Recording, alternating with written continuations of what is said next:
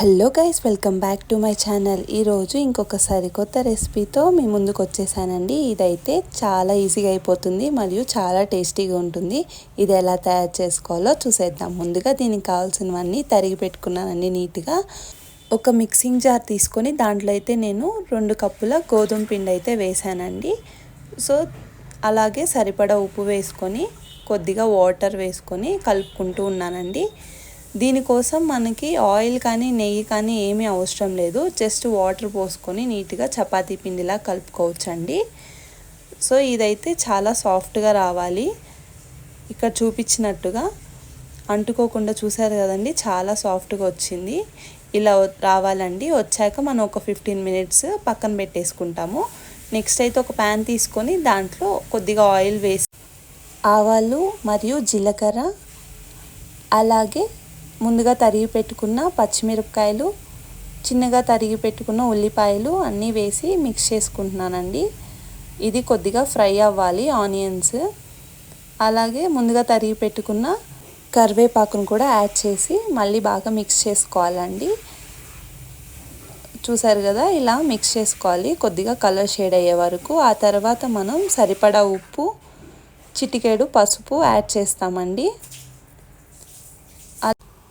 Next పసుపు add చేసేసాక మనం ఒక స్పూను గరం మసాలా పౌడర్, అలాగే జీరా పౌడర్, ఇంకొక హాఫ్ స్పూన్ ధనియాల పౌడర్ యాడ్ చేసామండి. యాడ్ చేసి నీట్గా ఫ్రై చేసుకోవాలి. కాస్త మసాలాతో పాటు మొత్తం నీట్గా ఇలా ఫ్రై చేసుకోవాలండి. సో చేసేసుకున్నాక మనం ముందుగా బాయిల్ చేసి పెట్టుకొని పీల్ ఆఫ్ చేసి పెట్టుకున్న పొటాటోను అయితే దీంట్లో యాడ్ చేస్తామండి. సో ఇది ముందే మనం స్మాష్ చేసి పెట్టుకోవచ్చండి, కానీ నేనైతే దీంట్లో యాడ్ చేశాక స్మాష్ చేశాను. కాస్త టైం పట్టింది. దీన్ని ముందే స్మాష్ చేసి కూడా యాడ్ చేసుకోవచ్చండి. ఇలా నీట్గా కలుపుకోవాలి. ఆ మసాలా మరియు పొటాటో మొత్తంని నీట్గా మిక్స్ చేసుకోవాలండి. ఇక్కడ చూపించినట్టుగా నేనైతే ఇంకా స్మాష్ చేయడానికి చాలా టైం పట్టింది దీంట్లో. సో మీరైతే కొద్దిగా ముందే వేసుకోండి. నెక్స్ట్ నేను దాని మీద గార్నిష్ చేశాను కొత్తిమీరతో. సో అది పక్కన పెట్టేసుకున్నాను. ఇక్కడ మనం ఆల్రెడీ 15 మినిట్స్ ఉంచాం కదండి. దీన్నైతే ఇలా నీట్గా వచ్చేసింది. దీన్ని నేను పెద్ద పెద్ద రౌండ్స్ చేసి పెట్టుకున్నాను. చేతికి అంటుకోవట్లేదు చూడండి. చేతికి అంటుకోకుండా ఇలా సాఫ్ట్గా రావాలి. చూస్తున్నారు కదా ఎంత సాఫ్ట్గా వచ్చిందో. సో నేను ఇలా అన్నీ పెద్ద పెద్ద రౌండ్స్ చేసి పెట్టుకున్నానండి. అస్సలు అంటుకోవట్లేదు చూసారు కదా. ఏం ఆయిల్ వాడకపోయినా నీట్గా వస్తుంది. నెక్స్ట్ నేను కొద్దిగా పొడి చల్లుకొని ఇలా దాని చుట్టూ వేసి నీట్గా రౌండ్ చేసుకుంటున్నానండి. నాకైతే మామూలుగా రౌండ్ షేప్ రాదు, కానీ ఈరోజు చాలా చక్కగా వచ్చిందండి. చూసారు కదా ఎంత రౌండ్గా వస్తుంది. ఇలా నీట్గా రౌండ్గా చేసి పెట్టుకోవాలి. ఇది ఎక్కువ మందంగా ఉండకూడదండి, అలా అని మరీ పల్చగా ఉండకూడదు, మీడియంగా ఉండాలి. సో నేనైతే ఇలా నీట్గా చేసుకుంటున్నాను.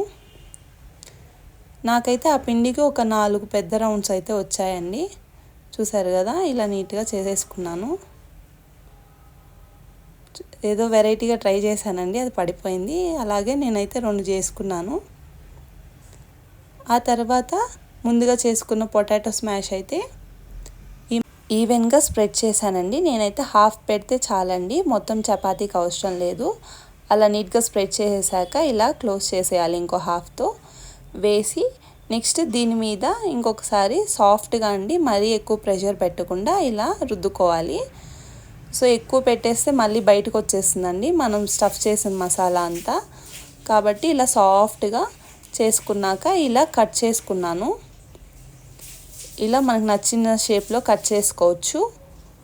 సో కొన్ని కట్ చేసి వేసానండి చపాతీని, ఇంకొన్ని అలానే వేసేసాను ఫ్రైకి. సో ఇక్కడ చూపించినట్టుగా. ఆ తర్వాత వాటిని నీట్గా పక్కన ప్లేట్లో తీసి పెట్టుకున్నాను. నెక్స్ట్ ఇక్కడ చూసారు కదా, ఇలా చపాతీ మొత్తాన్ని కూడా ఇలా ఫ్రై చేశాను. మీకు నచ్చినట్టు చేసుకోవచ్చు అండి. ఏదో పీస్గా అయినా చేసుకోవచ్చు, లేదా ఇలా డైరెక్ట్గా చపాతీనైనా వేసేసేయచ్చు. సో ఇలా నీట్గా ఈవెన్గా 2 సైడ్స్ కాలేలాగా నీట్గా చేసుకోవాలండి. చూసారు కదా, రెడీ అయిపోయింది. నెక్స్ట్ అలా అయ్యాక నేను కట్ చేసుకున్నాను. అలాగే నేను ముందుగా ఆల్రెడీ తీసి పెట్టుకున్న పీసెస్ ఉన్నాయి కదా అండి, వాటిని కూడా అలా సపరేట్గా వేసైనా ఫ్రై చేసుకోవచ్చు. సో ఇలా నీట్గా కట్ చేసుకున్నాక వీటిని పక్కన పెట్టుకోవాలండి. సో నెక్స్ట్ మనం ఇంకొక బౌల్ తీసుకొని దాంట్లో 1/2 కప్ మైదా వేసుకుంటాము. వేసుకొని సరిపడా ఉప్పు, కారం, అలాగే కొత్తిమీర వేసి ఒక ఎగ్నైతే స్మాష్ చేస్తున్నాను.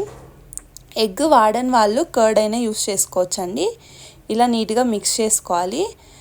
ఇలా జారుగా రావాలండి, మరీ ఎక్కువ జారు కాదు, మీడియంగా ఇలా డిప్ చేసేలాగా రావాలండి మనకైతే కన్సిస్టెన్సీ. నెక్స్ట్ అలా వచ్చాక ఇలా ఫ్రై చేసేసుకోవడమే. చాలా ఈజీగా అయిపోతుందండి, చాలా టేస్టీగా, చాలా వెరైటీగా ఉంటుంది. ఈసారి ఎవరైనా కొత్త రిలేటివ్స్ వస్తే ఇది ఒకసారి ట్రై చేయండి, చాలా సింపుల్గా అయిపోతుంది. Thank you for watching. Please do like, share and subscribe to my channel.